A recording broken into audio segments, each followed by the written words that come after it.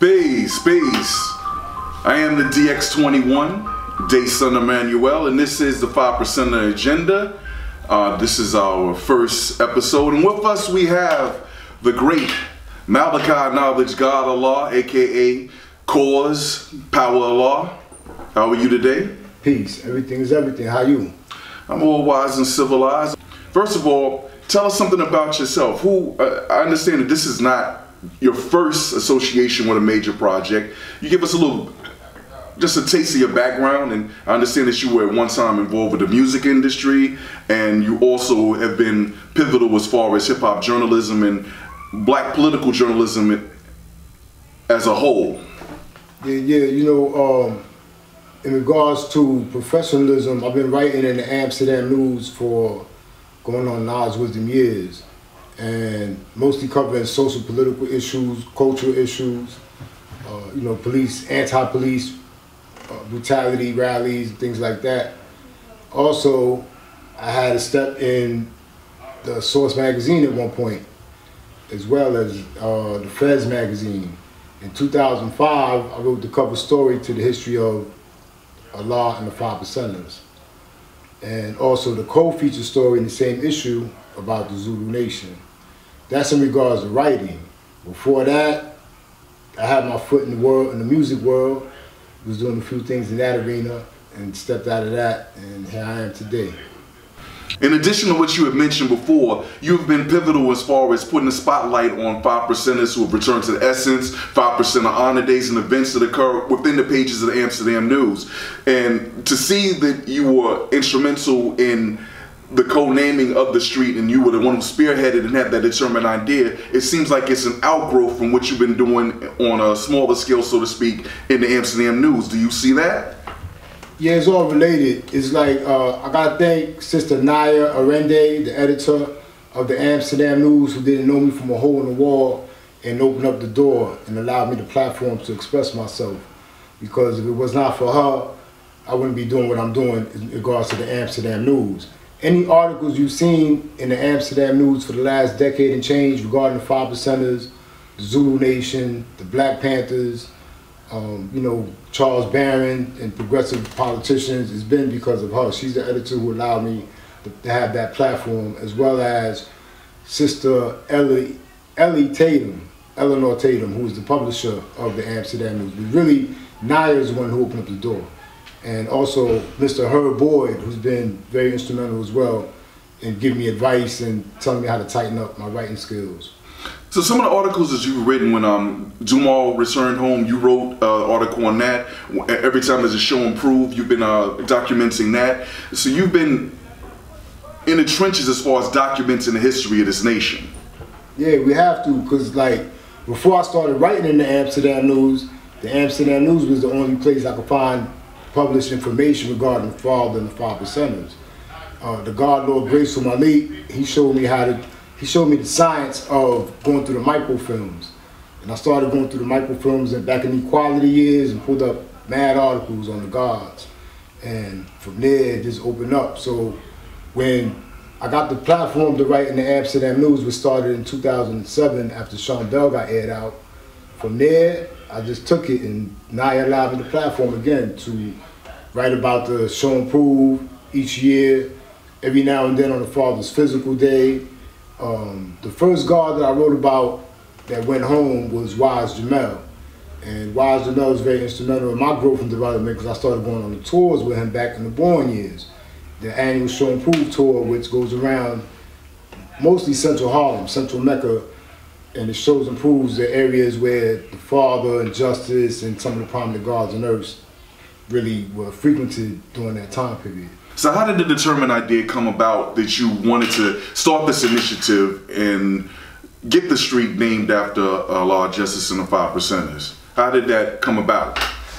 I got inspired by Abu Badika Sonny Carson from the heart of Medina. Back about 8 years ago, I wrote an article about the streets that he co-named in the heart of Medina, which is Bed-Stuy. And I didn't know, you know, growing up, you see streets, you see the name, like you don't think about how that happened. And I just started putting it together. But when I did an article on Sonny Carson and seen the streets that he renamed in Bed-Stuy, I got the idea. I said, yo, you know what? We can honor the Father the same way.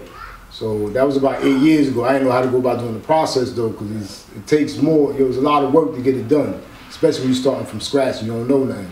And I never dealt with politics before, so I'm coming straight out the blind and trying to feel my way around. And you know, certain doors open up. And I just put the idea out there in some of the articles I wrote in the Amsterdam, as well as when I was writing with hiphopwired.com. And from there, it burned out. You know what I mean? But I put the ball in motion in 2017 in July. I saw elected activist Charles Barron at the African Street Festival in downtown Medina. And he told me, come to Mecca and go see Councilman Bill Perkins, and he'll help you. And Bill Perkins, I spoke to some of his office staff, and they told me what I had to do. I went to Community Board 10 on 125th Street, filled out the paperwork, and it went from there. So Abu Badika, Sonny Carson was inspiration, Charles Barron was a catalyst who put you on the right path, and Councilman Bill Perkins and Community Board 10 were instrumental in bringing this home and across the home plate. Yes, sir, because like I said, I was coming straight out of nowhere. I ain't know what to do. I ain't know about, you know, what paperwork to fill out or nothing. I went to Community Board 10, they gave me the application. I filled out the application, I did the knowledge. You know, I had to put together a dossier, which I had to submit to them. And I compiled a 40-page dossier, which included newspaper articles from the equality years. It included a magazine and newspaper articles since then about the history of the 5%, because my job going to the presentation was that I had to convince these people why Allah and justice deserve a street sign. You know, and actually before I even go into that, I gotta think, I didn't do this by myself. It was, even though it was my determined idea and I spearheaded it, I was at all the meetings. There was 6 meetings altogether. And at all of the meetings, I had major support from the guards. It was Umar from Mecca, who was actually one of the guards that was there in equality years and knew Allah and justice. The guard Sekou from Mecca, who he came through, he got a lot of signatures during the show and proof at the petitions. The guard Trust Allah, he's the firstborn from Now Justice. He came through to all the meetings and provided support and recorded, video recorded the meetings. Brother Reggie from the Sons of Africa, who's from Pelon, that's my big brother. Reggie, I invited Reggie because he was instrumental in getting the signs approved for Dr. Ben and Alambe Brad. And not just that, but me and Brother Reggie go back a couple decades, and that's my big brother. So I invited him, he came through. Also, I invited Dr. Leonard Jeffries, who was one of my scholars, one of my teachers. The warrior scholar. One of the African warrior scholars, without a doubt. And he came through and he spoke up at the first presentation. I reached out to Councilman, check that, to Assemblyman Mr. Keith Wright. His father was Judge Bruce Wright, who I was told back in Equality and Guard years was giving some of the 5%ers who was getting incarcerated a fair shake. And he earned the name Cutting Loose Bruce. So I reached out to Mr. Keith Wright. I said, look, this is what I'm doing. Can you provide a support letter? He told me, not only am I going to give you a support letter, I'm going to be there at that meeting, at the initial meeting. And like I said, I'm not really that knowledgeable in politics. I know his name, but I didn't know to what extent, what weight he held. And when I spoke to people, they said, yo, with Keith right there, that's not going to get denied. That's going to get approved. And he got up and spoke. He said when he was 12 or 13 years old, he was out here in the streets of Mecca when King got assassinated. And he said, well, every city in America went up in flames. New York, primarily Harlem, did not. And it was because of the 5%ers. He got up and said that at that initial meeting. And so that helped get it approved. Also, Self-Glorious. When I first got the determined idea about 8 years ago, Self-Glorious printed up the very first petitions. He's from Mecca as well. And then the guard Unique, who does the computer, he runs the computer room at the law school. He scanned the first post that was put out back in October of last year, which was very instrumental in having a mass amount of guards and nurses. Over 100 guards and nurses showed up at the community board meeting on the guard day of November. And that was a very, very big meeting. So I gotta give praise to the guard Unique, who runs a computer room. Unique also, when I wrote the Feds article in 2005, Unique is the one who scanned the reflections for me, because I wasn't really knowledgeable on computers and stuff like that back then, so he helped do that as well. So I gotta give respect to the guard Unique. And there's also, that's just at the meetings. Along the way, there are a few other people who added on to the cipher as well. I said it was Sekou, Trust, Umala, Brother Reggie. That was the main core. Also, Black Seed from the heart of Medina, he came through. He provided major support. Dr. Falou, she came through and provided a support letter, and she didn't speak up, but her presence was there. She was also instrumental in getting Dr. Ben and Long Beach Rap Signs approved as well. Brother Tyrone Ball, who's the head of the Tenants Association at St. Nicholas Houses, he came through and approved it. Initially, it was going to be Nas Wisdom God Street, and that got denied because it's named after Lloyd Dickens, and his daughter, she's the assembly person in Harlem, and she denied it. She would not approve it. So we had to move it to Nas Wisdom Equality Street, which is where the Nas and Wisdom of the Father's at. So why was it initially 127 from the Knowledge Wisdom God Street? Why did you want, what was the historical relevance for having it there initially? Well, from what Firstborn Prince had explained was that in October of Equality Culture, that's when the father announced that we would now be known as the 5 Percenters. Right around the corner where he got shot at a couple months afterwards, right, which is right on the corner. Also, 3 of the firstborns are from Nas Wisdom God Street. Also, St. Nicholas Houses has been very prominent amongst the guards from the inception of equality years. And there's also more visibility there because of the projects, and also because Harriet Tubman is there, which was another major inspiration. I want the youth, when they go to school, they look up and they be like, damn, my school is on the street named after law and justice. Why is that and who are they? So that was the intent.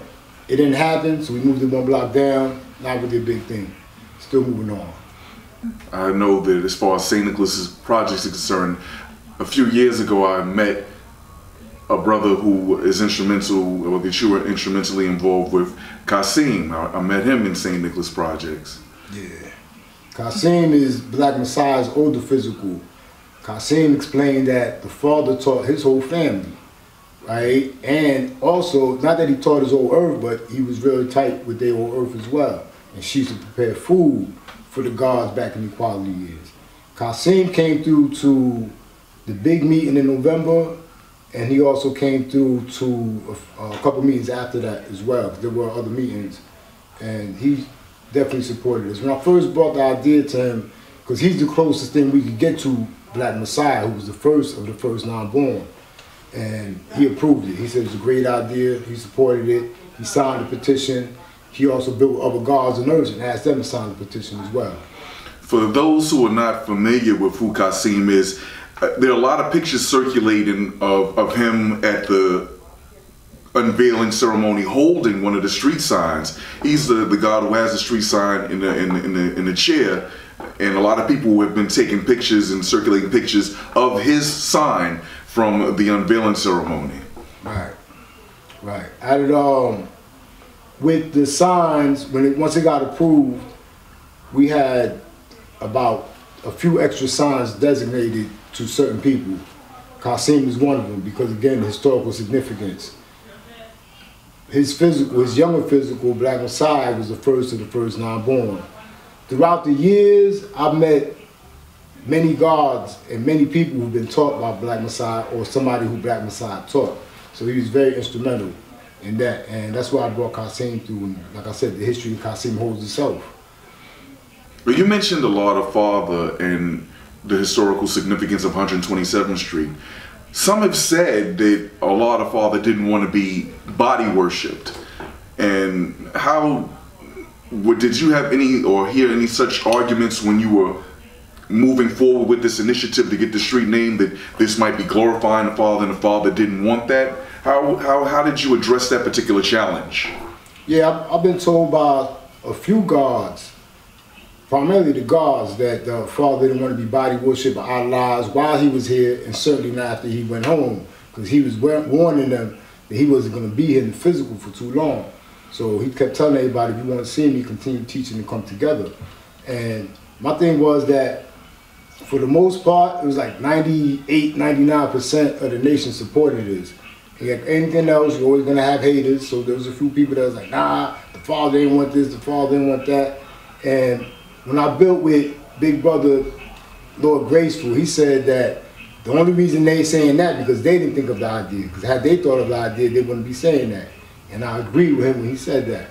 You know, my thing is that the sign, it's just a street sign. There's another thing I was saying too, like I said it on Saturday. It's just a street sign. Street signs go up in now why every week without much fanfare because people's not paying attention to them.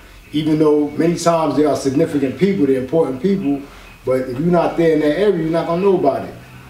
And this it's just a street sign. It's just like, I'm not asking for a national holiday on the father. I'm not saying like, you know, do this or do that. It's a street sign to heighten awareness of who he is, because who him and Justice were or are. Now, all of us are going to be in the essence in a few decades, whether you like it or not, no matter what your way of life is, no matter what your culture is, no matter what your religion is, no matter whatever. All of us are going to be in the essence in a few decades. We're going to be remembered by what we do today and the seeds we plant now. So the sign, that's all that is. It's just a symbol. It's meant to heighten awareness. So people walk by, they look up, and they be like, all right, boom, these people must have been somebody because they did something here. I mainly wanted to inspire the youth. That's my main intent for putting that up. It's not worshiping anybody. It's not, you know what I mean? Like I said, it's awareness. People walk by to see the names, do the knowledge, pass it on. Well, you said it's just a street sign, but every great journey starts with one small step. So even though it might seem like a drop in the bucket, if you put a few drops over a period of time, you have a full bucket, and water can cut through mountains after a period of time. I thought that the significance, why did you choose that particular day, the Understanding Cipher of March? What it is that on the application they suggested to pick a specific date relevant to the people being honored. And the father's physical day is in February, and it was too cold to do it then. The father went home in June, and I didn't want to wait that long because, you know, in the last few years, a few prominent guards have been going home. So my thing was that, let me just rock this now. And the date that I selected was the Understanding at a Cipher Day of March.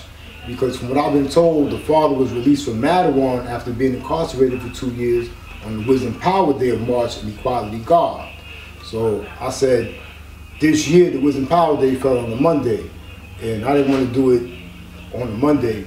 And the people up at Mr. Perkins' office, Councilman Perkins' office, they suggested that we do it on a Saturday, which makes more sense because more people are off work and off school. So I didn't want to do it the Saturday before because the following Sunday is just another day. So I said, let's just wait a few more days, and then the following day would be the Parliament, which is also Earth Appreciation Day. I knew a lot of people was gonna come in from out of town, so I anticipated that they would go to both. They would go to the unveiling Saturday and also attend the Parliament the next day. So that's how that day was selected. Well, you know how we break it down and draw it up. I saw it as something that can be looked forward to moving into the future, as we have traditions that are started, we have honor days that are started, and just the fact that understanding the cipher to me on that particular day is us recognizing the best part of the cipher. And I think that moving forward it can have that type of meaning. Do you anticipate that moving forward that day will have a greater significance now that it has that particular event happening on it, that happened on it, the unveiling, that understanding cipher might have a new meaning for us? And that's up to individuals themselves. You know, everybody draw things up according to their level of understanding. I can't say how the next person's gonna see it. You know, I know what it means to me, and like I said, I just mean it to inspire the youth and, you know, pass it on. It's like we have a few significant dates in our calendar every year, right? And if people want to add it on, yeah. I mean, it's not that far away from when the anniversary when the father got released. You know, this is the Wisdom Power Day. It's just another day in the Nazi. People want to do like speaking engagements or tours or whatever. that, you know, whatever could spark conversation, whatever could spark interest, whatever could have people interested in learning more about law and justice, then, you know, I'm with it. Let's push it forward. Well, speaking of which, you actually have one of the signs, don't you? Yes, sir. Like I said, once it got approved, right, and we selected the date, the sign had to be constructed a certain way.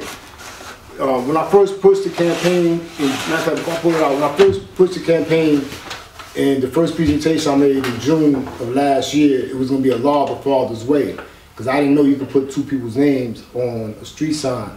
Also, I was told in the political arena that you can't name the sign after a group or organization, because if the name changes, the sign will still be the same.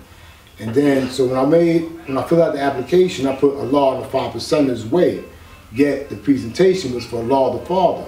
And I did that on purpose because I wanted to jog people's mind to see what they were going to say at the community board. So during at the conclusion of the first presentation, the chairperson, Ms. Raquel Vasquez, who I want to give enough thanks to as well, she suggested, why don't you name it a law and the 5%ers? And I explained to her what I just said. And she said, that's not true. She named some street somewhere that's named after organizations. So she said, come back in June with an amended application. That was in June of last year.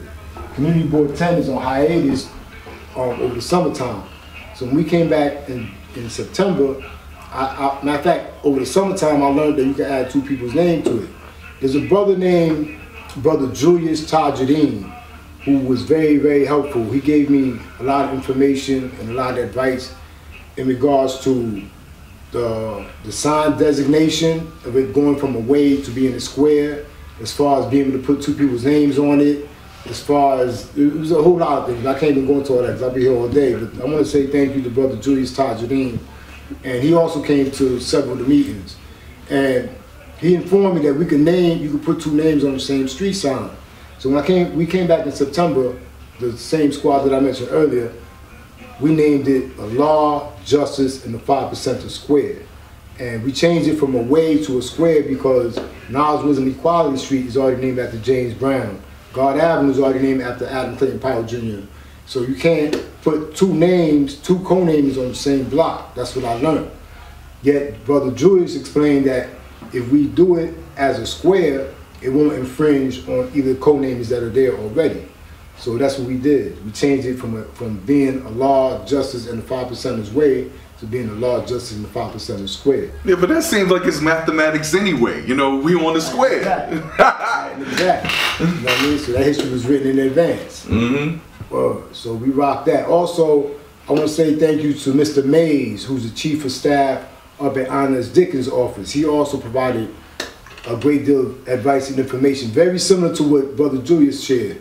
And also my cousin Lily, who has a foot in that arena, and she also explained the same thing that Brother Julius did. Well, you mentioned a lot of politicians and elected officials. Some people, I think, have a stigma or an aversion to putting and getting themselves involved with politicians, even though Allah the Father himself was a person who utilized politicians to the benefit of the community, the benefit of the youth, and the benefit of the 5%ers in the nation of gods and earths. So what have you learned as far as the power of utilizing community boards and having relationships with your elected officials for getting things done? Is there something that you would recommend or you would advocate moving forward for our nation to get involved with? It's like anything else. You gotta just, whenever you go in that cycle, you just gotta be you. You know what I mean? Whenever you go, and whether you go to work, a 9 to 5, whether you dealing with politics, whether you in school, you gotta go in there and take the best part. You know what I'm saying? And that's what I did. Well, that's what we did, rather. You know, we went in there and we had to determine an idea. At the very beginning, a few people were saying, that name is not gonna be up on the public street sign. That's not gonna happen. Yet in my mind, I kept saying, T-Big, the black man is God. It's going to happen. And regardless of the adversity, in my mind, I said it's still going to happen. One of the very first, matter of fact, at the very first presentation, one of the community board members, one of the committee members, it was a Transportation, Historical Preservation, and Landmarks Committee. And one of the members, she said, why don't you name it Clarence 13X? Because that was the name written in the dossier when he was in the mosque. And I explained to her that was his level of understanding when he was in the mosque. As he continued studying and growing, he took on the name Allah to reflect the understanding that he had at that time. And Clarence 13X was who he was known as in the mosque. But what we honor is what he founded, which is the 5 percenters, and we know him as Allah. So then once I explained that to her, she was all right with it. She understood that. A lot of people come into knowledge of self nowadays in this age of information through when they find out about the 5 percenters through doing Google searches and going to Wikipedia pages. And it seems that the name Clarence 13X is what is perpetuated ad infinitum through the internet cipher. So it's important that things like this happen, that his identity and ascension as the Lord the Father and his evolution to that particular level of understanding is understood, so he's not stigmatized and encapsulated within his Clarence 13X particular status. Do you see this sign, co-naming, as being something that's progressively going to make that happen and people understand that he evolved beyond Clarence 13X? You know, that's now in the internet age, because the people running those websites for the most part are not conscious people. The 5 percenters have always been in the streets. We never had an issue with what his name was. You know what I'm saying? Like, for as long as I've known, like, as the gods and even the other conscious people, everybody always knew him as Allah. Like, when I've been with Dr. Ben years ago, African scholar warrior Dr. Joseph Ben Yochanan, also known as Dr. Ben, the Egyptologist or Kemetic physician, when I first told him I was a 5 percenter, he said, I knew Allah, I worked with him. Professor James Small, he knew the Father, he referred to him as Allah. Abiel Doom from The Last Poets, he referred to him as Allah. So, and the 5 percenters, when they were younger, they referred to him as a father. So there was never an issue with us. It's just now during the information age, because like I said, people run the websites and stuff, and not people in the streets. So that's where that mix-up is at. But to us, we always knew him as Allah. The thing about it is that we, as a nation, have our roots in the street, and a lot of our teachings still stay within that particular element and within that paradigm. But we have to understand that time moves on. As I didn't come up in the era when they were teaching in the streets like that. I didn't learn in the streets like that. When they were teaching that way, I was younger and I would hear it, but it wasn't until I heard it through hip-hop music that I was drawn up. And just like I got it through a different way, moving forward, these kids are on tablets. These kids are on websites. These kids are Googling stuff and Wikipedia and stuff. So although that might have been our element, we have to look forward and project ourselves into the future. I remember we were discussing one of your projects and you told me that one of Malcolm X's lieutenants told you that they didn't realize they were making history. And that's what we have to realize, that we are making history and write that history in advance. And we can't, limit ourselves or try to adjust our teachings based on how it was in the 60s, 70s, or 80s. We have to be forward thinking into the 2000s, the 3000s, 4000s, or 5000s. And that means taking advantage of the media that's here. How do you see that? Yeah, it's right and exact. Life is about making progress, man. You can't stay stuck back in, a few decades ago. That's just a mistake that happens here where we at now, in the law school. There's some dudes here still holding on to 5 decades ago, and that's all they talk about. And it's like, life is about making progress, man. We gotta move forward. It's like, it only makes sense. If you don't make progress, you don't move forward, you're gonna get left behind. And now that everything's on the internet and everything is in the information age, people can pick up a phone and get information that we used to have to go through libraries and dig up through index cards to find and stuff. And they can find it now literally in seconds. You know what I'm saying? So we have to adjust with the times. If not, we're gonna left behind. We're gonna get left behind.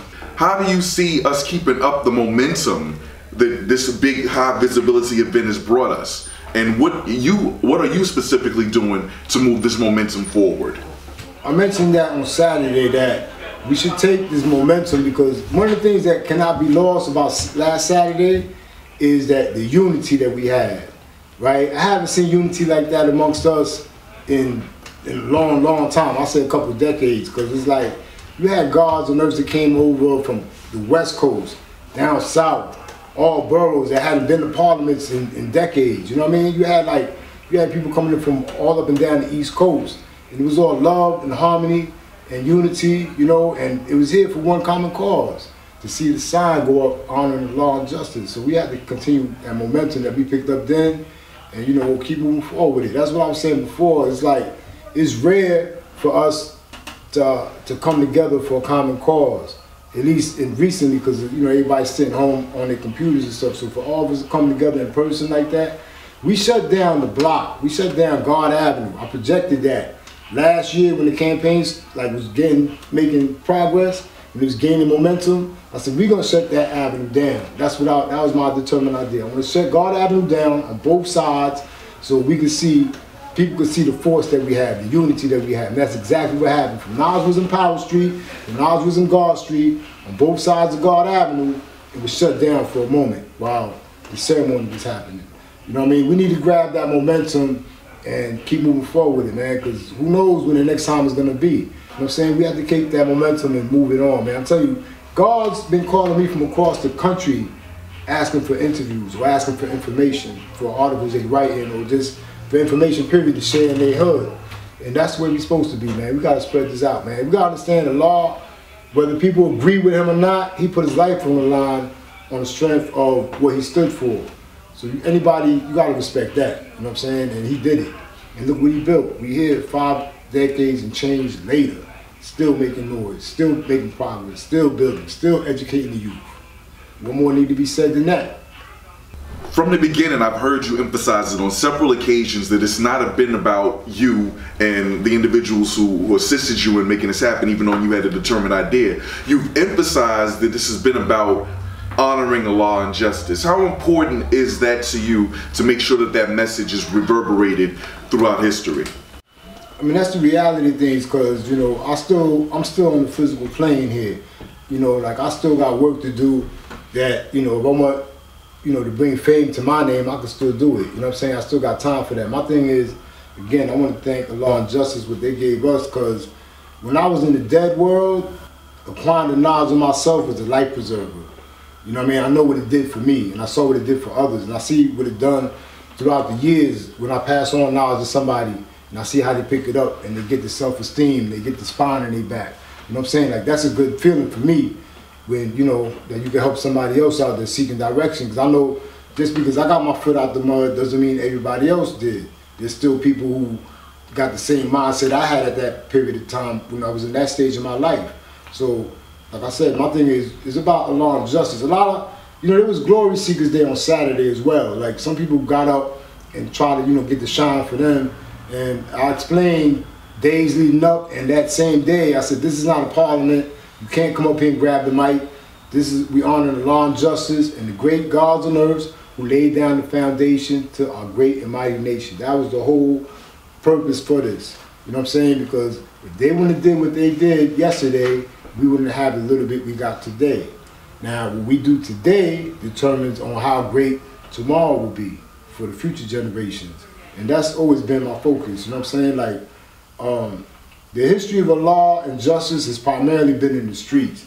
It hasn't probably been documented. Even now, there's a few books out on the history of the 5%ers from the 60s, and some of the books have good information in it, yet there's no one book. And there'll probably never be no one book, but there's like, they're missing the theology, the messages, there's a lot of the ideology of the 5%ers. So, you know what I mean? There's just a lot of stuff that's missing in that regard. But again, it's like, we're still here on the physical plane. We have to pay homage to those who came before us. And that's what the purpose for the street sign is to me. And some glory seekers been going up because they ain't been doing that their whole life. So they see a time where they could be in front of the cameras, or they got people talking about them now. So they want to be up like, oh, boom. They want to be part of it or whatever. But that's not what it's about, man. We have to be humble. And, like I said, give all praise and respect to law and justice. They put their life on the line. Not just them, the firstborns, the first fruit. There are some who don't even have titles, yet contributed to building this nation. You know what I mean? So we have to give respect to them. Because having knowledge at any period in time and saying the black man is God, that's some real difficult stuff to do. Especially in equality years, though. During that time, even before that, with Noble Drew Ali and all them. But I'm talking about specifically about the law and them. To say that you was God, to say the black man is God and equality is, That wasn't that easy. So we have to give respect to that, man. Like, it was a real difficult time from what I've been told. And a lot of people was gunning for the father. A lot of people was going, trying to take him off the planet from what I've been told. You know what I mean? So that's what it is to me. The street sign is a heightened awareness so people can see people who've never heard of him, they'll find out or they'll be inspired to learn more about him and move on from there. And there's one truth that is known throughout political circuits that all politics is local.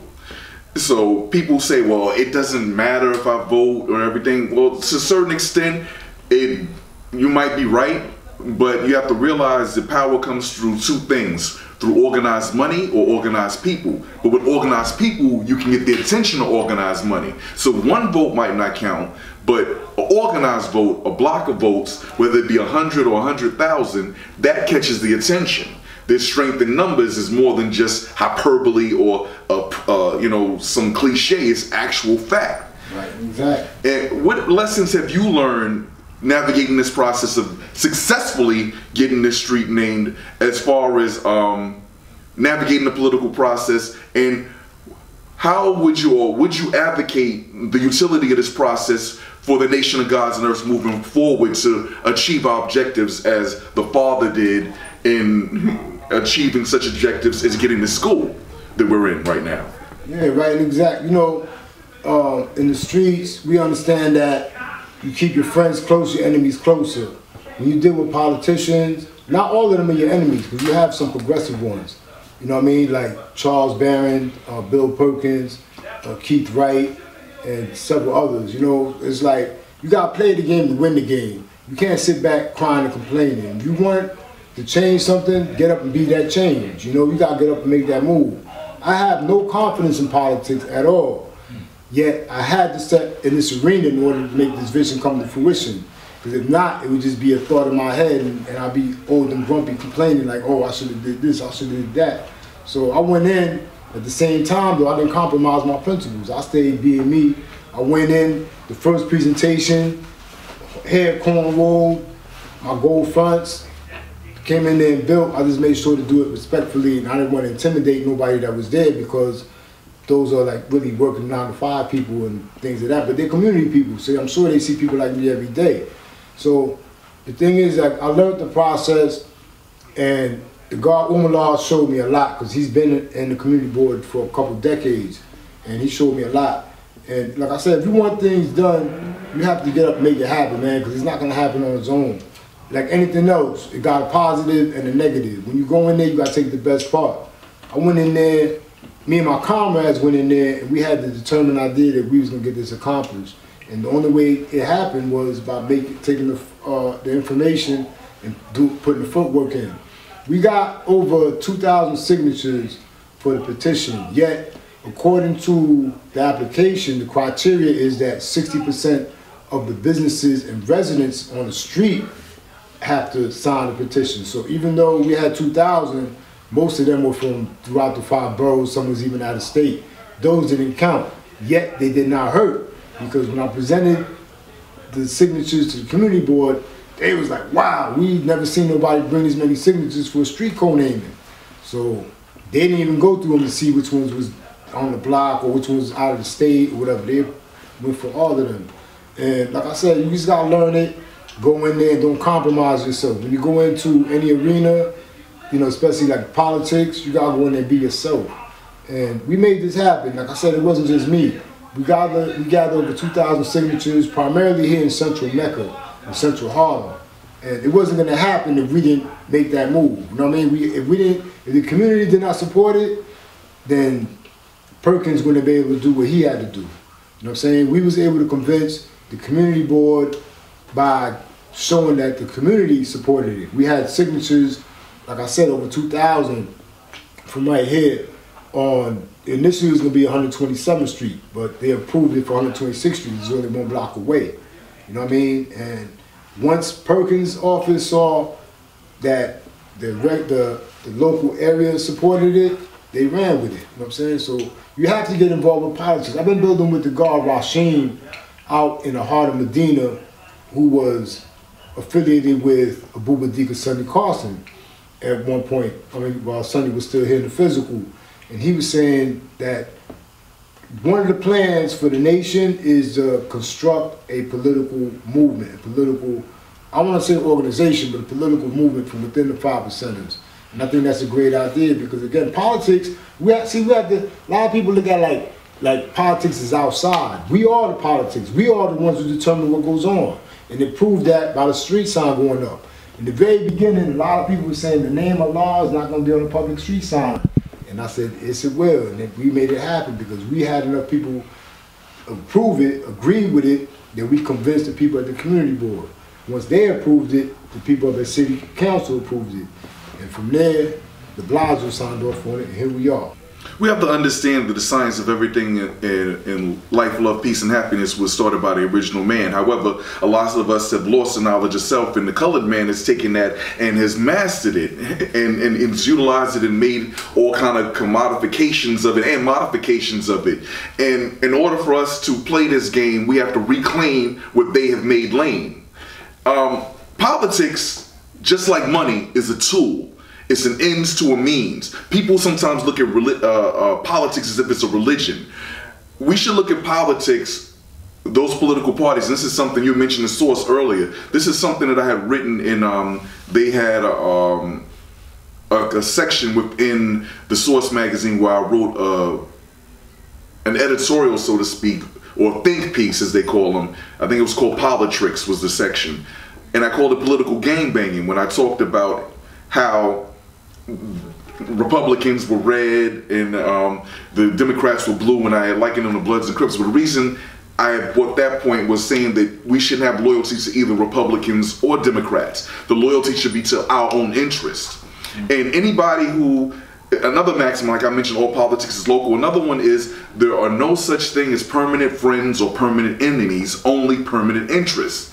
And we have to look at politics as that. It's just a game, it's just a tool, and we use it to our benefit. If the Republicans are going to support us in what we do, then go with the Republicans. If the Democrats are going to support us in what we do, then we go with the Democrats. If the independents or whoever else supports us in what we're going to do, then we go with who supports us in what we do. Ultimately, it's about what we want to do, not what the political agendas are. We have to utilize those particular parties for our own benefits. And I understand that there are a lot of initiatives moving forward. You had mentioned what Rasheen from the head of from Heart of Medina is talking about, and I think that's what they call a political action committee, which is something that you use to exert influence in the political arena. And I think that that's a wonderful idea. As I mentioned before, there's two elements that actually have leverage in society. It's organized money and organized people. I am a member of a particular organization called NACA, which basically has registered voters, and they use those membership as being registered voters to pressure the banks into giving them low-cost loans for communities that traditionally have been subject to predatory loaning. But they were able to get all of these big banks to up billions of dollars because they had the strength of organized people, and that made the organized money yield. And we could take pages from that and learn. And I understand that you have certain initiatives moving forward that you would like to see. The street sign naming might have been just a street sign naming to you, but it was a major milestone to us as 5%ers, as the nation of God's and earths. And I understand that you have other initiatives for the nation that you want to move forward on. Would you care to share or speak on what the next steps are as far as solidifying and cementing the legacy of the nation of God's and earths for all of posterity?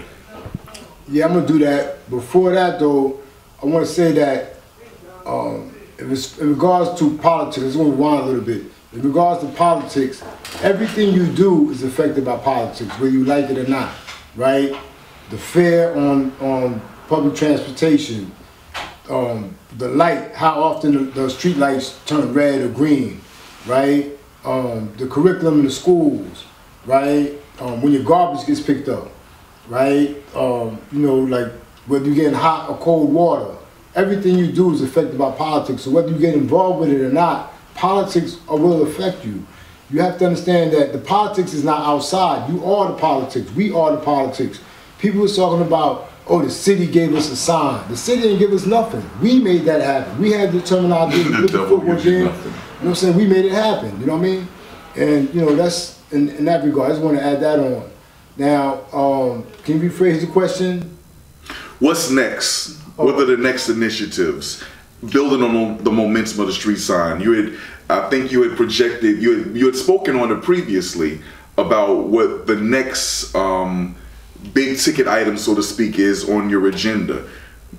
Right now, we're in the process of getting the building landmarks. Also, we bring more attention to people who come to Harlem to do tours, or they want to learn about, you know, like certain parts of Harlem that's very important, like the Schomburg Center. That's got historical landmark designation, right? The former Audubon Ballroom, which is now the Malcolm X and Dr. Betty Shabazz Cultural and Education Center, right? There are a few places in Harlem that have landmark designation, and that also will hopefully preserve it for many future generations, as well as the invaders of the community.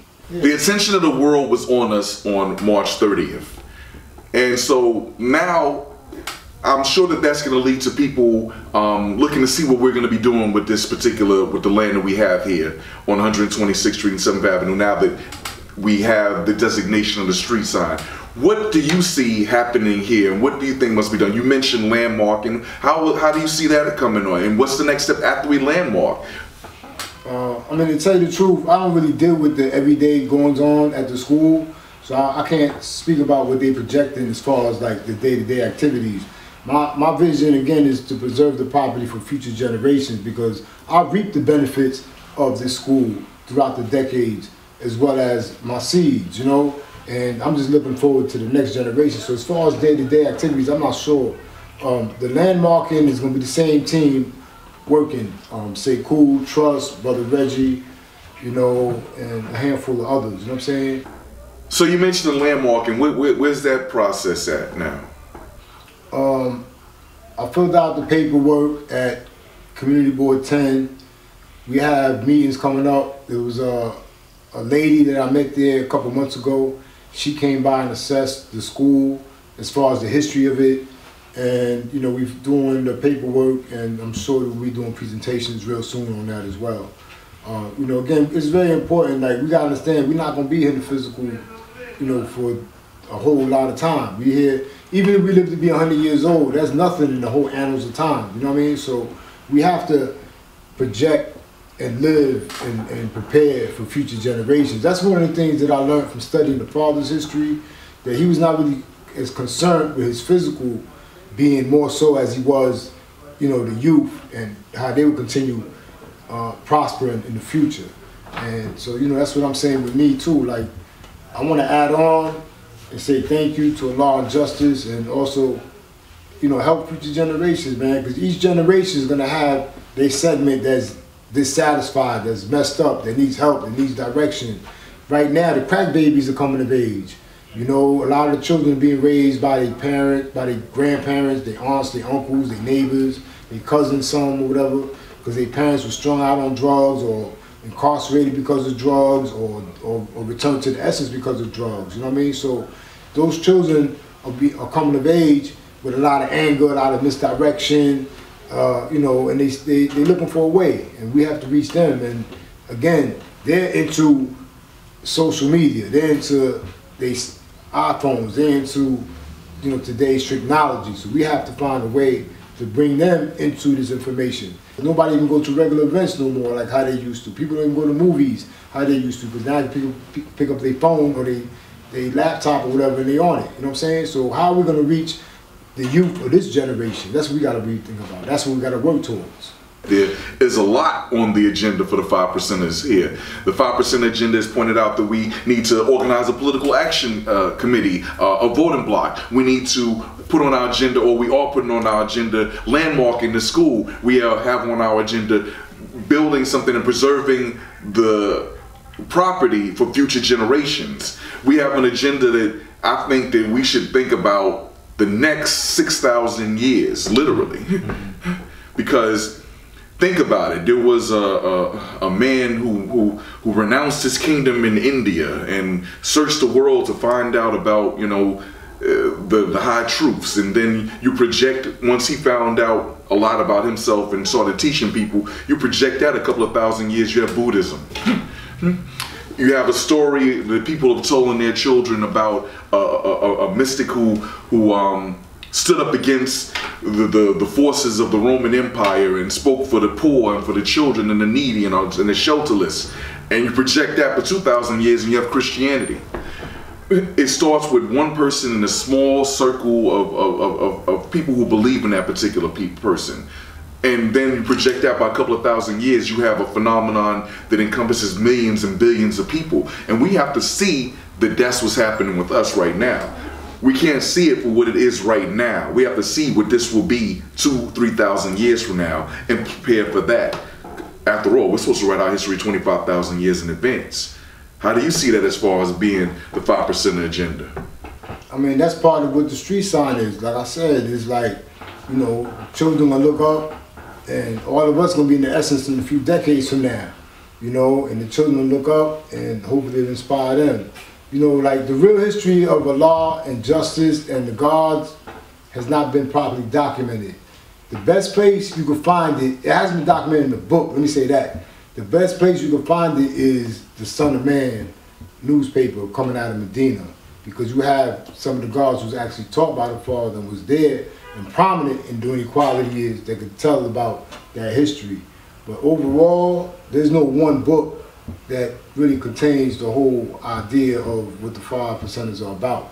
I would also like to add on that food for thought, which although it reprints a lot of things from Son of Man, it is also a good source of information. And the 5% newspaper, the person, that also has a thing that also republishes a lot of historical event, and it was a person who was taught by the Father who also puts out that particular thing. So I would say that trinity of the 5%er, the Son of Man, food for thought are definitely resources for people seeking to gain information about the nation of gods and earths. Yeah, definitely. You know, like anything else, do your research, cross-reference, take the best part for yourself.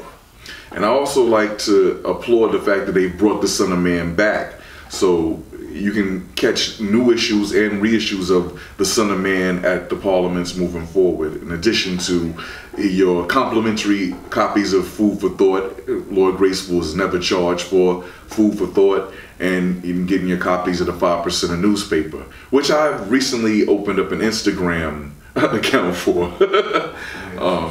Yeah, so I'm looking to move us progressively into the new media. People look at us like we dinosaurs. Like people be like, the 5%ers, y'all still around? You know, like, I've heard that. Like my son's physical degree and stuff like that. They're looking at us like, yo, like what y'all doing? Like what's going on? You know, like years ago, somebody asked me, y'all still got that clubhouse over there on the corner? You know what I'm saying? And it's because you see multi-million-dollar buildings going up around us and people over here fighting over trinkets, you know what I mean? And it's like, you know, we gotta move with the times, because if not, we get left behind. That's really what's been happening for a couple of decades now. Speaking of social media, you mentioned that Unique had made one of the initial flyers to help get people galvanized for the community board meeting. From leading up to the code naming, there was also a social media campaign. I know there were individuals who contributed to that. Would you like to speak upon those individuals? Yeah, definitely. It was Queen Our Wisdom Earth from Savior's Island. She designed the most recent flyer leading up to the actual unveiling ceremony, which became a cake. Yeah, it actually became a cake, and it was all over social media. It was everywhere, you know, and it contained the precise information as far as the date, the address. You know, it had actual reflections of alarm justice on it. You know, that was enough respect to that earth, because that was great, and it was actually better than the one that we had originally designed, or that we were designing at the time. So she knocked that out the box. So peace to the earth. Thank you very much for that. Also, there's Lord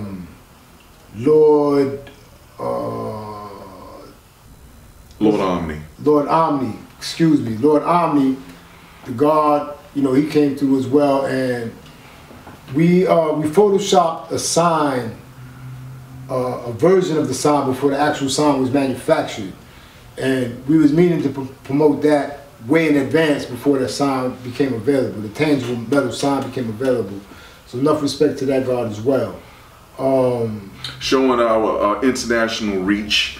Yeah. Lord Omni is from the British Virgin Islands by way of Texas and Pelon, but primarily based in the British Virgin Islands. Yeah, that's what's up, you know what I mean? Law seen and heard everywhere, you know? True indeed. So, well, speaking about the sign before you made it, you've been keeping us in suspense. Let's see the sign. This was the actual sign which was manufactured, and this is not the version that went up. This was a replica of it. The one that went up is double-sided. This right here. But this comes from the same shop and studio that made the one that's on the street. Right and exact, you know. And this was on the Understanding at a Cipher Day, you know, we handed this around. We didn't hand it out, we just handed it around so people could see it and see what it is.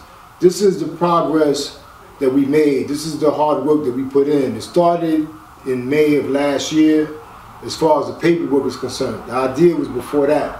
The petition started before that. Yet, you know, we put the ball in motion, like actually making it happen, and this is the result of that. And, you know, we're moving on. We're gonna spread the word. I've been getting calls from people across the country. Yeah, can I get one? How do I get one? We're actually doing a fundraiser. If people would like to purchase signs, right, and we'll make these signs available to the general public. For that, you can reach me at 929-777. You can spell out "no" on your keypad, K-N-O-W on your keypad, which is actually 5669. Power, equality, quality born. Once again, the math is 929-777. Spell out the word "no," and we'll make these available. I also would like to thank Queen Cypher, the God Latik. There's a handful of others, but those are the primary ones that, you know, once we started getting the ball in motion and we were getting closer to the ceremony, they all stepped up and added on to the cipher as well. Platform. Right, so, and also the God Divine, the architect from Pelon, who manufactured the platform that we stood on that Saturday so the crowd could see us, because we needed to be, you know, a little ahead of everybody else, so we're going to be on the ground level, because if not, then me being as short as I am, everybody would have seen me. So thank you to the God Divine, the architect from Pelon, for manufacturing the platform. And he did that spur of the moment, yeah, out of love, no compensation for labor. Right. So love and respect to that God and everybody who signed the petitions, because, like I said, it was over 2,000 people who signed petitions, and you know, like some of the petitions didn't have signatures or didn't have contact info on it. Regardless of whatever, your heart was there, your intent was there to make this happen. We thank all of y'all. Also, people who provided support letters. New York Senator Brian Benjamin provided a support letter. Brother Shep and the Black Panthers provided a support letter. Dr. Georgina Falou and the Falou Foundation provided a support letter. Assemblywoman Inez Dickens, Assemblyman Charles Barron. Man, it's been a few people. Off the top of the head, those are the main ones that I can remember right now. I thank everybody who provided a support letter, everybody who signed the petitions, everybody who suggested other people sign petitions, everybody who pushed it online, everybody who pushed it on social media, everybody that, you know, like let other people know about the events that was coming up or the meetings that were coming up. Everything played a part in getting this done. Everything played a part in it being a success. So we thank everybody. And, you know, that's where it's at. Thank you. As a person who has had relationships with a lot of these individuals that you have mentioned, I would like personally, on behalf of individuals such as myself who are grateful to see this particular achievement occur, I personally would like to thank Councilman Bill Perkins and Community Board 10 for being instrumental in making this happen, and Assemblyman Charles Barron for showing Brother Malachi the way. And also, I wanted to send a special tribute to Abubadika Sonny Carson for being the one who inspired the Determined Idea to begin with. This has been the 5% Agenda. Thank you for bringing us news and word of this history and how it came to manifest, and giving us food for thought, as Lord Graceful would say, on what the 5% Agenda will be moving forward. And remember, we always keep the best part preserved for ourselves, and understand that, Cypher, because we are the best part, and the cream will always rise. I am Dasun Immanuel of DX21, and this has been the 5% Agenda. This is Malachi Knowledge God Allah, aka Cause Power Allah. Peace and prosperity. Peace. Feed the babies. Feed the babies. Peace to the nation of gods and earths.